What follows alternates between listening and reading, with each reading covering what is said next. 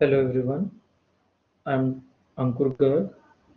I'm going to present my recent research work on graphene-based three-terminal junction rectifier with title Modeling and Simulation of Graphene-based three-terminal junction rectifier. The paper has been published in the Journal of Computational Electronics. So motivation, the scaling of the semiconductor technology enables the fabrication of electronic devices having smaller size and better performance. The scaling not only improves the device speed but also generates the undesired phenomena. So for usage of the electronic devices at higher frequency, we are continuously going to decrease the size of the device. But whenever we are going to decrease the size of the device, after a limit, some undesired phenomena comes into the picture, and these phenomena are like short channel effect.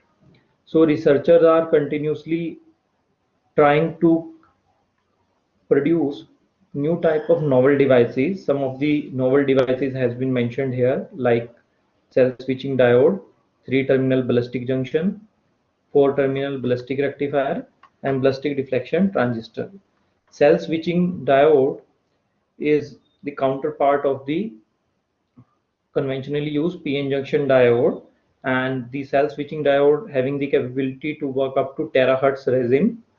At the same time, we are able to change its knee voltage by changing the shape or the material property of that diode. Similarly, the three-terminal ballistic junction is a type of device having three terminal which resembles the operation similar to the full wave or bridge rectifier.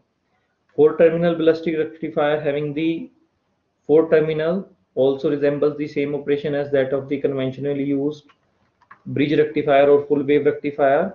It is having the four terminal and the central antidote is present, with the help of which the electrons or the holes or any different type of charge carrier will be deflected in a particular direction to generate the desired output.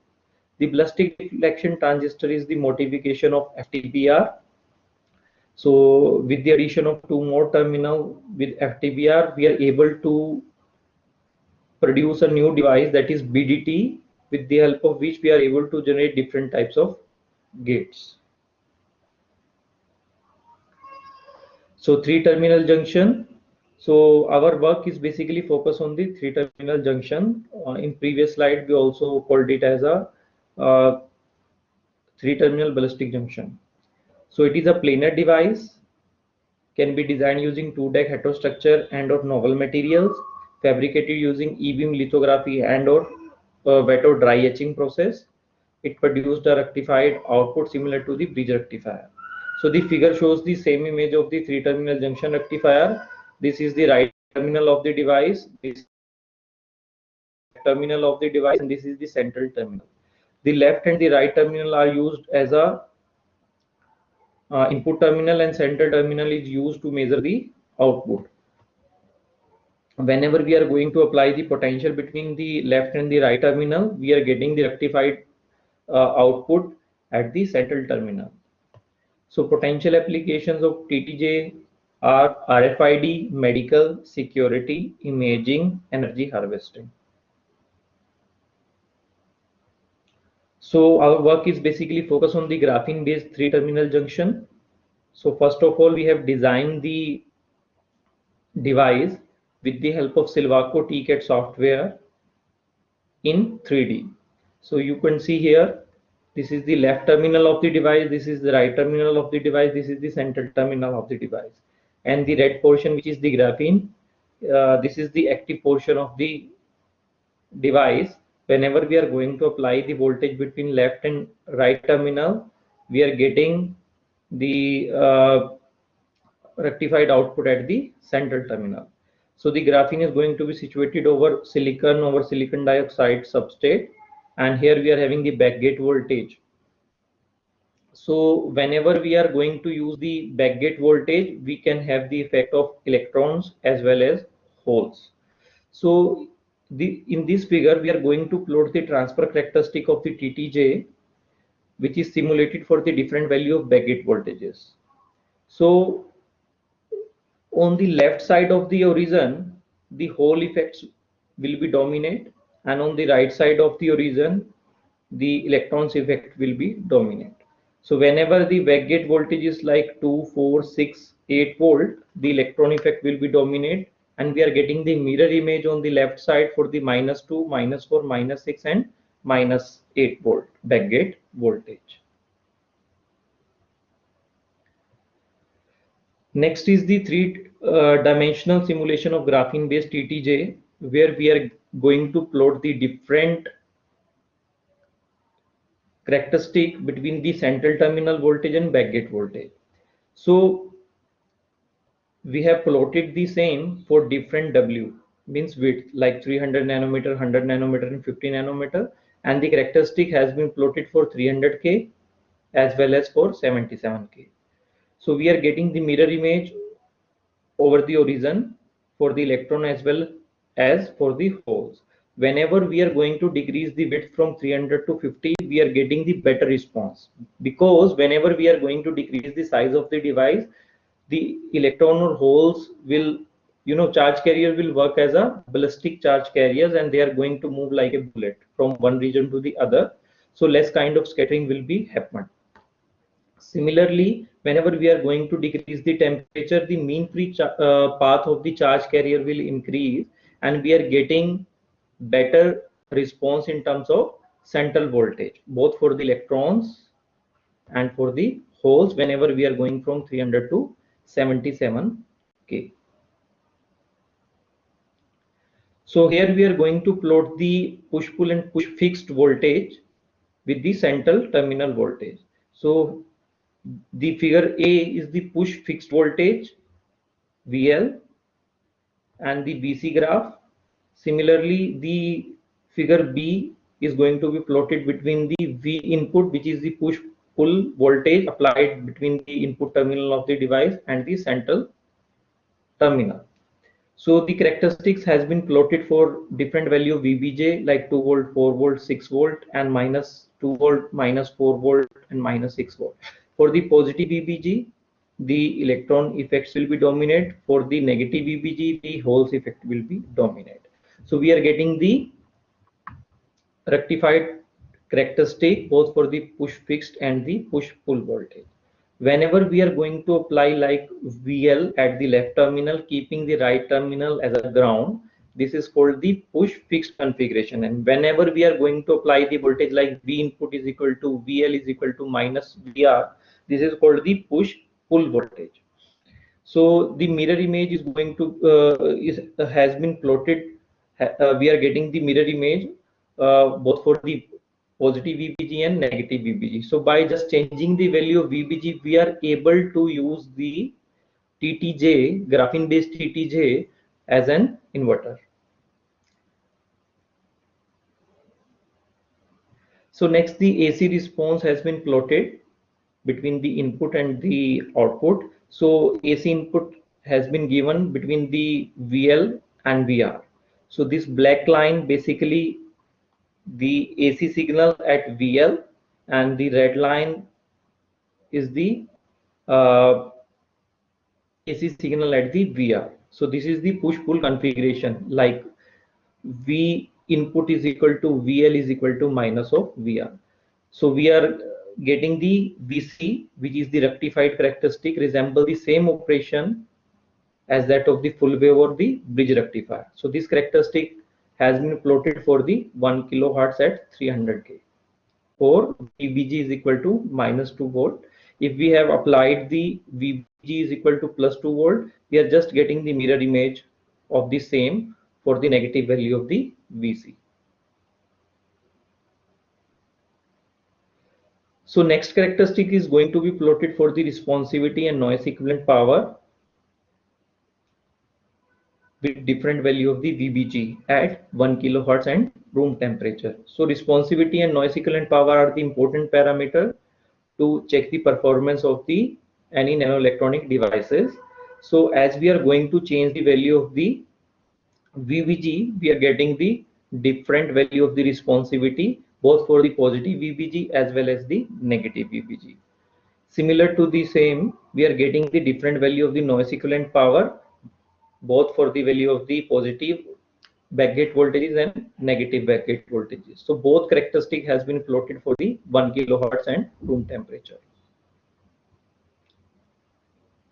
So to measure the performance of the device at different frequency and to check its performance for the higher frequency range, so we have plotted these characteristic of the responsivity and noise equivalent power for different frequency, starting from lower frequency to the higher frequencies like 0.1 terahertz. So device give the good response up to 0.1 terahertz, but after that we are getting the decrease in the value of the responsivity and the noise equivalent power. So by changing the substrate, or you may say by taking the much more suitable substrate like hexagonal boron nitride, we are able to get the much better mobility. So the device characteristic could also be extended for the higher value of the terahertz range. So next is the 2D simulation graphene based TTJ. As the 3D simulator for the noise simulation is not available, so we have converted the 3D device into 2D, and we have taken the active region of the device in 2D by taking background doping to compensate the effect of the other layers. So this is the push fixed configuration of the device in 2D. This is the push pull configuration of the 2D. So the characteristic of the device has been matched between the 3D and 2D. So we are getting the better response in 2D also. This is the current characteristic. This is the rectified characteristic and we have compared the result between the 3D and 2D. So they both are resemble the same kind of characteristic. Similarly, for the push pull configuration, we are getting the very good resemblance between the 3D and 2D results. And as we know, whenever we are going to talk about the full wave rectifier or bridge rectifier, we are getting the quadratic response kind of characteristic. So the quadratic fitting has also already been done here, where we are getting the good response both in the 3D and 2D, as we have fitted the same with the quadratic fitting both in the 3D and 2D. So the similar kind of device could be used for the noise characteristic of the device. So equivalent structure of the device has also been created. This is the left terminal of the device. This is the right terminal of the device. This is the central terminal. So R1, R2, R3 are the three different registers, which is further converted into the one more equivalent register kind of network, which could be used to match the value with the proposed 2D configuration of the device. So here the noise spectrum of the voltage noise spectrum of the graphene based TTJ has been plotted for different frequency.